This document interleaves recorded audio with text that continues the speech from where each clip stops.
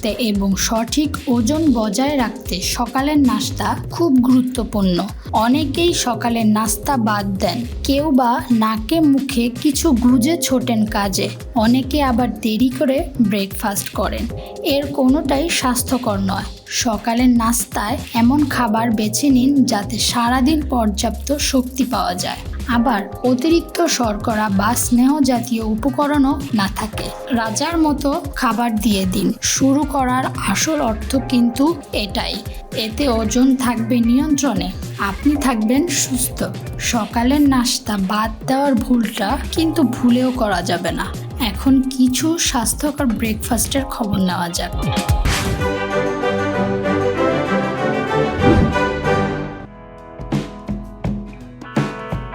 সকালের নাস্তায় থাকতে পারে সেদ্ধ ডিম। ডিম দারুণ পুষ্টিকর এক খাবার। সকালে ডিমের যে কোনো একটি পদ খেয়ে নিন, সেদ্ধ হলে আরও ভালো, এতে কোনো তেল লাগে না। গোটা শস্যের পাউরুটি। সাদা পাউরুটি নয়, গোটা শস্যে বাদামি পাউরুটি খেতে পারেন। সঙ্গে খেতে পারেন বাদামের মাখন, তাতে আমিষের চাহিদাও মিটবে আর পারবেন ভালো ধরনের স্নেহজাতীয় উপাদান। স্যান্ডউইচ। পাউরুটি দিয়ে তৈরি করতে পারেন স্যান্ডউইচ। মুরগির মাংস বা ডিমের স্যান্ডউইচ দারুণ নাস্তা। সবজি দিয়েও হতে পারে স্যান্ডউইচ। স্যান্ডউইচের জন্য লো ফ্যাট পনির বেছে নিন। স্যান্ডউইচে মেয়োনেজ দেবেন না যেন। ওটস। সকালে ওটস খেতে পারেন।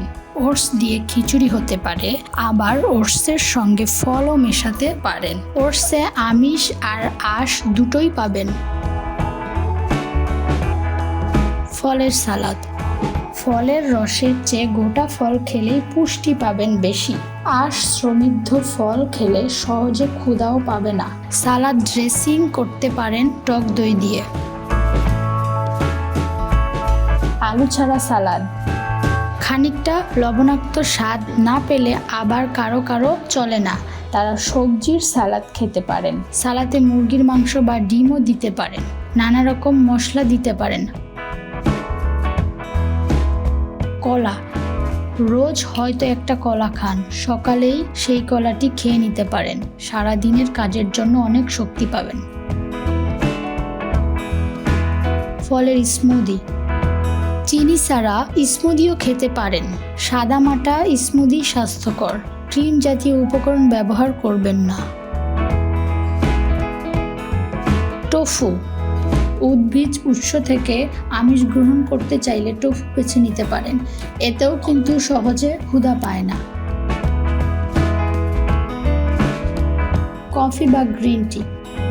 কফি খেতে পারেন কিংবা গ্রিন টি, সতেজ বোধ করবেন, আবার বিপাক ক্রিয়া বাড়ায়, ওজন কমানো সহজ হবে, তবে চিনি অবশ্যই বর্জনীয়।